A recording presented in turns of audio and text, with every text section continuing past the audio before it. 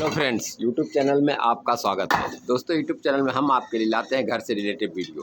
तो आज का जो टॉपिक है वो देखिए कॉलम, मतलब नया मकान जब बनता है तो उसको कॉलम जब भरता है तो उसको कैसे कॉलम भरना है ताकि आपका जो कॉलम है वो मजबूत बनेगा और ताकतवर बनेगा, उसमें डबल स्ट्रांग होगा।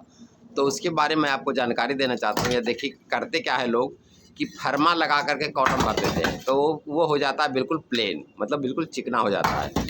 और कई बार ऐसा भी होता है कि जब फरमा खोलते हैं तो अंदर से खाली रहता है, लेकिन इसमें ऐसी बात नहीं है। देखिए जैसा कि मैं आपको लाइव दिखा रहा हूँ, देखिए नीचे से ही ये ईंटों का फरमा, मतलब एल टाइप में ईंटों का फरमा बनाते हुए गया है और भरते हुए गया है। और ये कॉलम भराता कैसे है, तो जैसा कि मैं आपको लाइव दिखा रहा हूँ, ये देखिए जैसे चट्टा लगा हुआ है तो बैक साइड जो है वो प्लाई लगा हुआ है जो कि मकान से पीछे है। उधर ईंट लगाने का कोई गुंजाइश नहीं था, इसलिए पीछे बैक साइड में प्लाई लगा दिया गया है। और अपने कमरे की तरफ एल टाइप में ये देखिए, जैसा कि ये कॉर्नर जो है, ये जो कॉलम जो होता है वो कॉर्नर निकलता है, तो ये दोनों साइड से ईंट का चट्टा लगा करके और जैसे भराता है उसके बारे में जानकारी दूंगा कि आपको कैसे ये भरता है ताकि इसमें जो है खाली भी बिल्कुल नहीं रहेगा। तो ये क्या होता है कि जैसे देखिए नीचे से जड़ से ही पहले एक लाइन का रद्दा लगाया जाता है दोनों साइड एल टाइप में, उसके बाद फिर उसमें रोड़ी का मसाला भरा जाता है। जब वो भर जाता है तो उसको सरिया के टुकड़े से खाच के, मतलब एक तरह से वाइब्रेटर लगा करके भर दिया जाता है। उसके बाद फिर से एक लाइन ईंट का लगाया जाता है, फिर भरा जाता है, फिर एक लाइन, मतलब एक एक ईंट का रद्दा लगा करके और एक एक ईंट मतलब 3-3 इंची जो सरिया का टुकड़ा से वाइब्रेट करके पूरा भरा जाता है। इसलिए होता क्या है कि ये कॉलम जो है बिल्कुल अंदर तक कहीं से भी कहीं एक बाल बराबर भी खाली नहीं रहता है। तो इससे क्या होगा, अगर आपका कॉलम अंदर से कहीं भी खाली नहीं है तो डबल स्ट्रांग होगा, डबल ताकतवर होगा। अब बात रह गई जो चिकना की, तो यदि आप कॉलम फरमा से भरते हैं तो वो बिल्कुल चिकना निकलेगा। लेकिन अगर चिकना निकलेगा तो उसमें होता क्या कि जैसे कि मान लिया आप प्लास्टर करते हैं तो उसका पकड़ उसमें इतना अच्छा नहीं बनता है जितना कि ये रुखड़ेपन पर बनेगा। जैसे कि ये देखिए खुरदरा है, मतलब अंदर बाहर है, क्योंकि ये ईंट से भरा हुआ गया है तो अंदर बाहर होना ही है। और ये इसीलिए भरा जाता है ईंट से कि ताकि ये अंदर बाहर हो और जब हम प्लास्टर करें तो ये पूरा ताकत के साथ प्लास्टर उसके साथ अकड़ जाए, जो कि बहुत मतलब स्ट्रांग की तरह से वो चिपक जाएगा, तो वो कभी भी प्लास्टर इससे हटेगा नहीं, उतरेगा नहीं।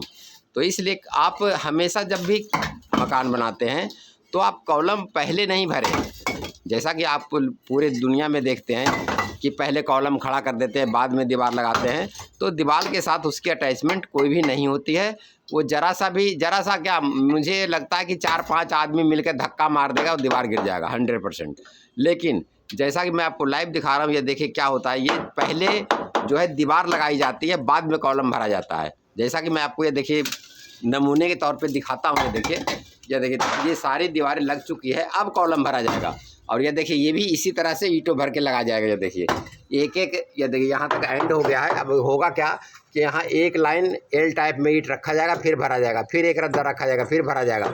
इस तरह से ये कॉलम भरने से क्या होगा कि ईंट के साथ कॉलम के साथ बिल्कुल अटैचमेंट हो जाएगा।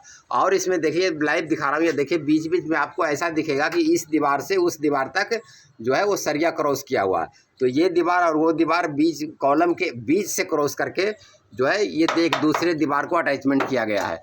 अब इसमें क्या होगा, ट्रिपल ताकत होगा।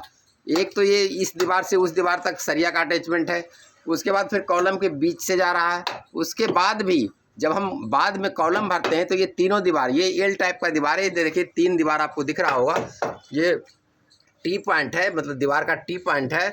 तो यहाँ जो है तीनों तरफ से जो दीवार है वो एक दूसरे में इतना मजबूत हो जाएगा, ताकतवर हो जाएगा कि कभी भी यहाँ से दरार या और फटने की कोशिश नहीं करेगा। ये देखिए इसमें होता क्या, और इसमें खास करके चुनाई वाले मिस्त्री को भी ये ध्यान देना है कि ये इधर के जो कॉलम के साइड है वो हल्का सा 1 सूत 2 सूत अंदर बाहर ईंट लगाना चाहिए, ताकि आप जब रोड़ी का मसाला भरें तो बिल्कुल अंदर दाढ़े की तरह फंसता हुआ चले जाए। तो आपको अगर मकान डबल स्ट्रांग बनाना है तो ये सब बातें पर आपको बिल्कुल विशेष ध्यान देना होगा। तो दोस्तों, ये हमारा वीडियो कैसा लगा, अच्छा लगा तो वीडियो को लाइक कीजिए, चैनल को सब्सक्राइब कीजिए और अपने दोस्तों को भी शेयर कीजिए। Thank you.